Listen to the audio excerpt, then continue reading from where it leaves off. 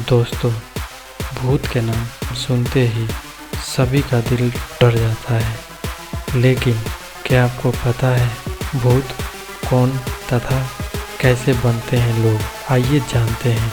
कुछ लोगों का कहना है जब मनुष्य मरता है और उसकी अंतिम इच्छा पूरी नहीं होती तो वह भूत बन जाता है, लेकिन ये सरासर झूठी बातें हैं। सच्चाई तो कुछ और है।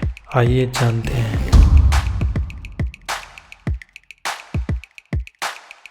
इस भी संत या ऋषि ने सदग्रंथों के आधार से हमें ये बताया कि पुराण में ऐसा लिखा, शिव पुराण में ऐसा, विष्णु पुराण में ऐसा, मार्कंडेय पुराण में ऐसा, देवी पुराण में ऐसा और वेदों में ऐसा।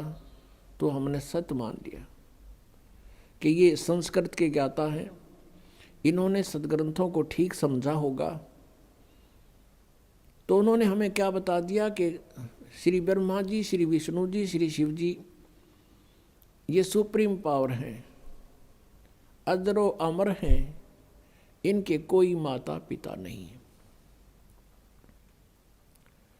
तो हमने कोई डाउट नहीं हुआ, क्योंकि हम विद्यार्थी हैं और जिनको हम गुरु मानते थे, अब विद्यार्थी गुरु के किसी वचन में दोष निकालता है तो विद्यार्थी ठीक नहीं। फिर विद्यार्थी कहाँ का? वो तो जिज्ञासु गया था, जैसा टीचर पढ़ाएगा वो ग्रहण करेगा। अभी तक हमारे साथ ऐसा बना रहा कि नकली गुरुओं ने जो भी लोक वेद सुनाया हमने सच्चा मान लिया, सत्य माना, और वो आज तक वो बिजली गिरी रही हमारे ऊपर। हम शास्त्र विरुद्ध ज्ञान ग्रहण किए हुए थे, शास्त्र विरुद्ध सारी साधनाएं करते रहे और हमारे सारे पूर्वज भूत बन गए। फिर उनके श्राद्ध निकलवाए। यदि साधना ही ठीक होती तो भूत बनने की आवश्यकता ही नहीं थी। और प्रेत बनने के बाद फिर वो खावेगा कि कैसा मूर्ख बना रखा था हमारे को। हमारे माता या पिता, दादा दादी जैसे भी वो शरीर छोड़ गए जो उनसे, जब वो जीवित थे दिन में 3-3 बार आहार करते थे प्रतिदिन, और फिर 364 में थे, एक दिन उसकी तृप्ति के लिए श्राद्ध निकाल दिया और को पेट भर छका दिया वो नकली गुरु। तो 364 दिन वो क्या खाएंगे आपके पितर?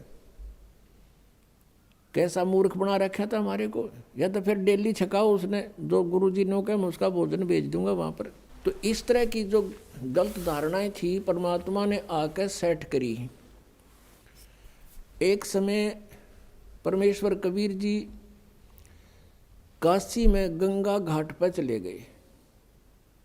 वहाँ उन्होंने क्या देखा कि कुछ ब्राह्मण वर्ग या कुछ उनके द्वारा भ्रमित व्यक्ति गंगा का पानी उठावें और लोटा भरें और गंगा में डालें सूर्य की तरफ मुंह करके। तो परमात्मा को मालूम था ये के फंड कर रहे हैं।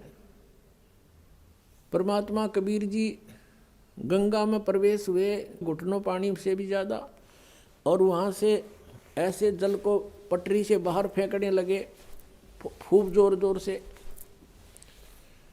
अब उन पंडितों ने जो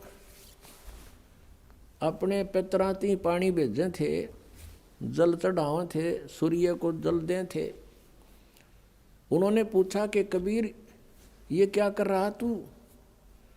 परमात्मा बोले आप क्या कर रहे हो? उन पंडितों ने कहा कि हम तो अपने पितरों को गंगा जल अर्पित कर रहे हैं।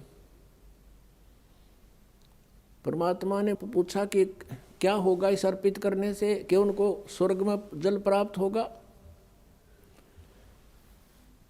परमात्मा बोले मैं भी यही कर रहा हूँ। मैंने अपनी कुटिया के पास एक बगीची लगा रखी है, उसमें सिंचाई कर रहा हूँ। फिर मंड गए परमात्मा। वो पंडित जी कहते हैं अरे मूर्ख, ये जल तो यहाँ वहाँ कैसे पहुँचेगा, यहीं गिर रहा सारा, तेरी वहाँ कैसे जाएगा? जब परमात्मा बोले जब करोड़ों किलोमीटर तुम्हारे पितरात के पास पहुँच जाएगा, यहीं गिरा हुआ, तो मेरी बाड़ी में जाती है कि देर लगेगी, तो 2 किलोमीटर भी को नहीं। फिर उनकी बुद्धि ठिकाना आ गई। ने बोला रे भले आदमी हो, एक तो तुम कह रहे हो कि स्वर्ग में सारे सुख, और फिर वहाँ पानी का अभाव।